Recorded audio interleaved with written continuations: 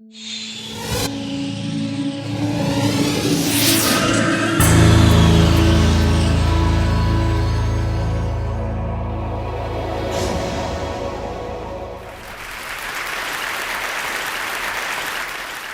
live on a human-dominated planet, putting unprecedented pressure on the systems on Earth.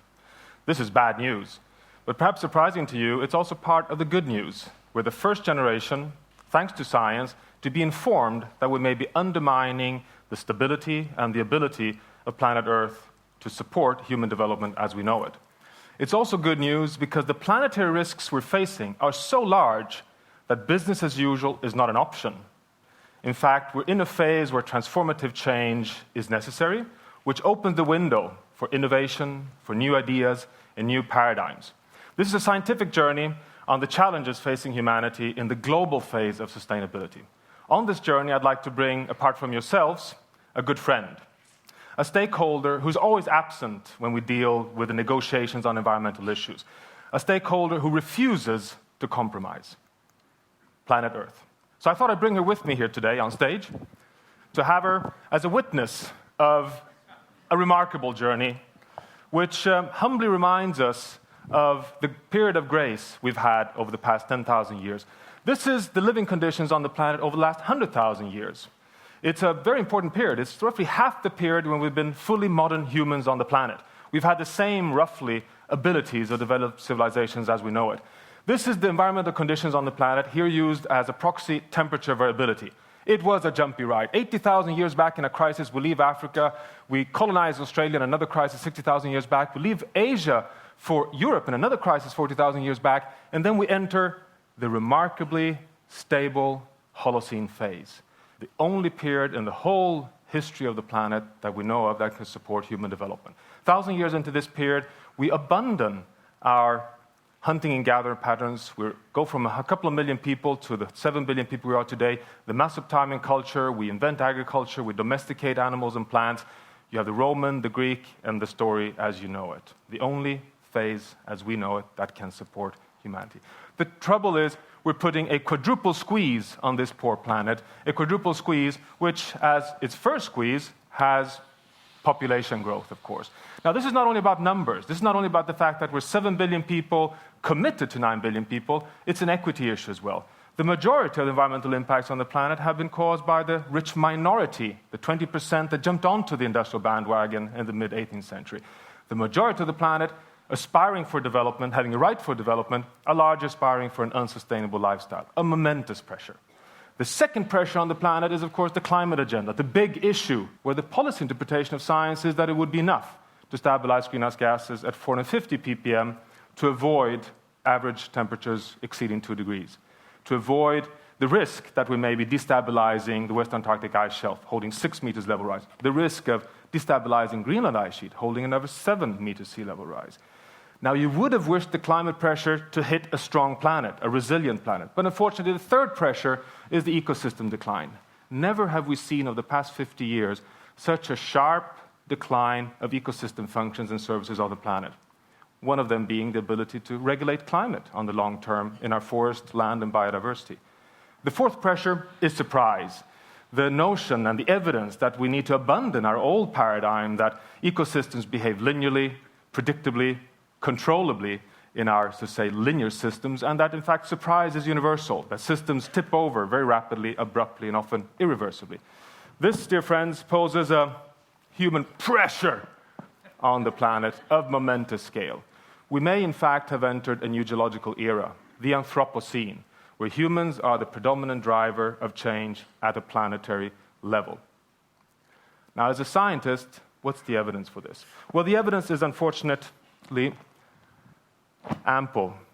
It's not only carbon dioxide that has this hockey stick pattern of accelerated change. You can take virtually any parameter that matters for human well-being: nitrous oxide, methane, deforestation, overfishing, land degradation, loss of species. They all show the same pattern over the past 200 years. Simultaneously, they branch off in the mid-50s, 10 years after the Second World War, showing very clearly that the great acceleration of the human enterprise starts in the mid-50s. We see for the first time an imprint on the global level, And I can tell you, you enter the disciplinary research in each of these, you find something remarkably important, the conclusion that we may have come to a point where we have to bend the curves. That we may have entered the most challenging and most exciting decade in the history of humanity on the planet, the decade when we have to bend the curves. Now, as if this was not enough to just bend the curves and understanding the accelerated pressure on the planet, we also have to recognize the fact that systems do have multiple stable states, separated by thresholds, illustrated here by this ball and cup diagram, where the depth of the cup is the resilience of the system. Now, the system may gradually, or under pressure of climate change, erosion, biodiversity loss, lose the depth of the cup, the resilience, but appear to be healthy and appear to suddenly, under a threshold, be tipping over, changing state, and literally ending up in an undesired situation, where a new biophysical logic takes over, new species take over, and the system gets locked. Do we have evidence of this? Yes. Coral reef systems, biodiverse, low nutrient, hard coral systems under multiple pressures of overfishing, unsustainable tourism, climate change, a trigger, and the system tips over, loses its resilience, soft corals take over, and we get undesired systems that cannot support economic and social development.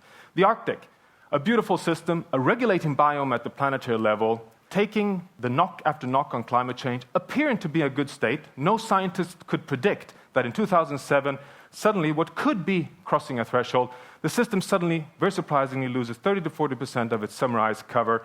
And the drama is, of course, that when the system does this, the logic may change. It may get locked in an undesired state because it changes color, absorbs more energy, and the system may get stuck. In my mind, the largest red flag warning for humanity that we are in a precarious situation.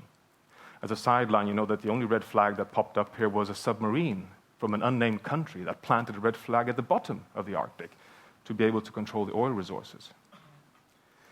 Now, if we have evidence, which we now have, that wetlands, forests, perhaps in the monsoon system, the rainforest, behave in this nonlinear way, 30 or so scientists around the world gathered and asked the question for the first time, do we have to put the planet into the pot?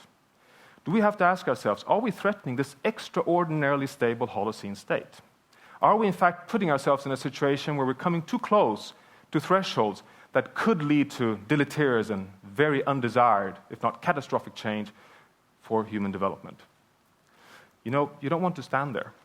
In fact, you're not even allowed to stand where this gentleman is standing at the foaming, slippery waters at the threshold. In fact, there's a fence quite upstream of this threshold beyond which you are in a danger zone. And this is the new paradigm, which we gathered 2-3 years back, recognizing that our old paradigm of just analyzing and pushing and predicting parameters into the future, aiming at minimizing environmental impacts, is of the past.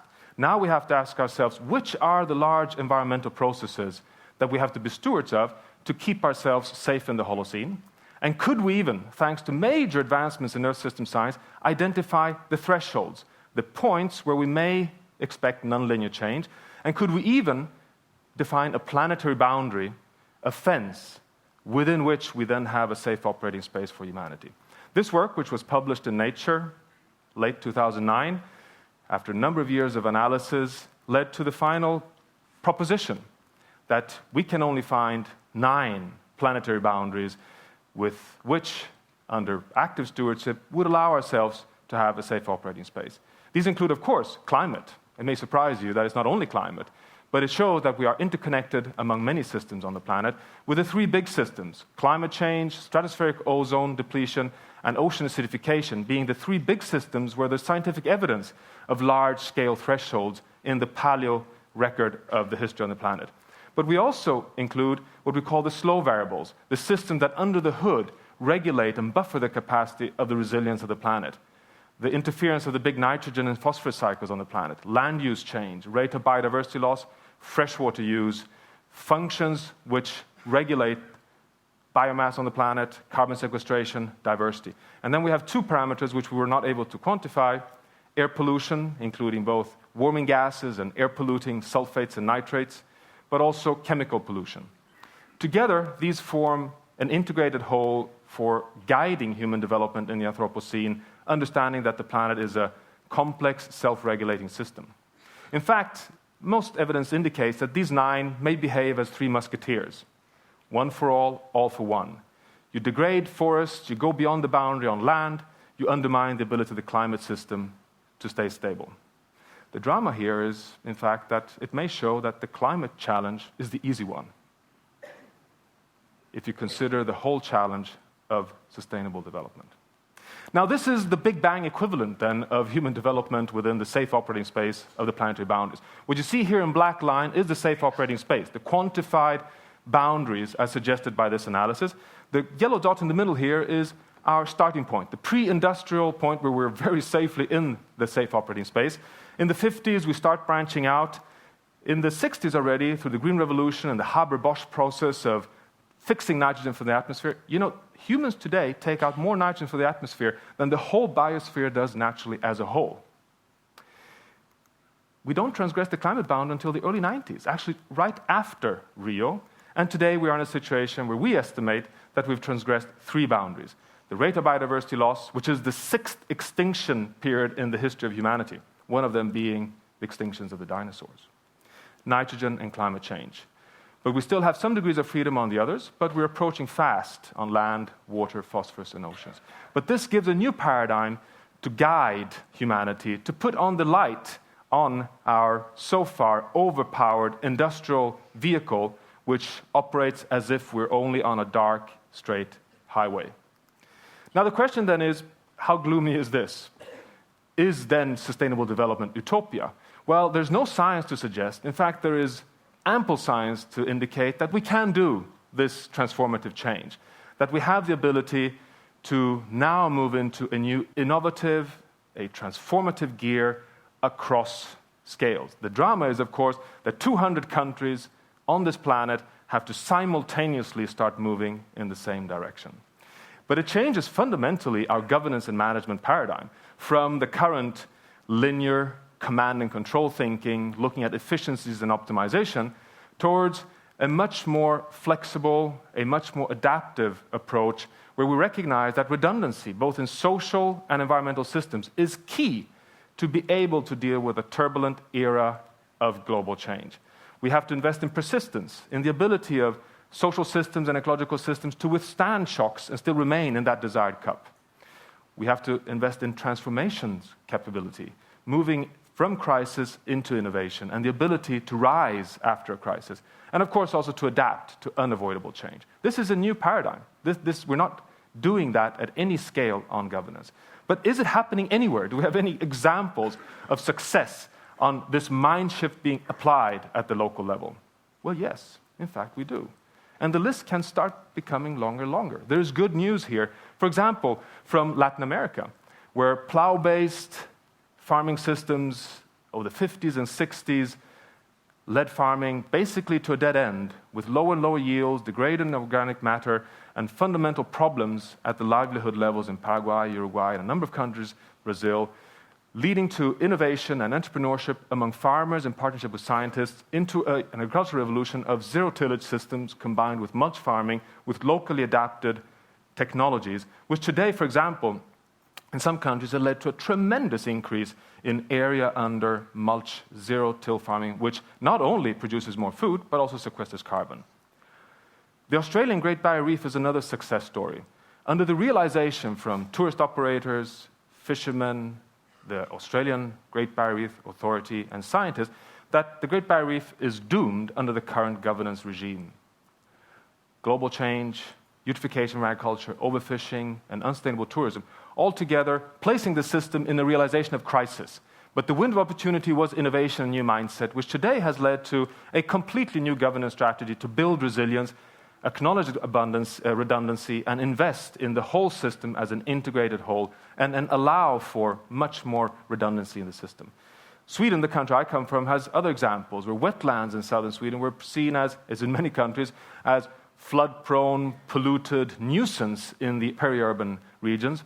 But again, a crisis, new partnerships, actors locally transforming these into a key component of sustainable urban planning.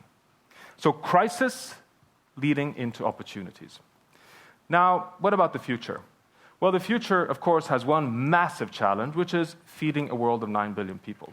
we need nothing less than a new green revolution. And the planetary boundaries analysis shows that agriculture has to go from a source of greenhouse gases to a sink. It has to basically do this on current land. We cannot expand anymore because it erodes the planetary boundaries.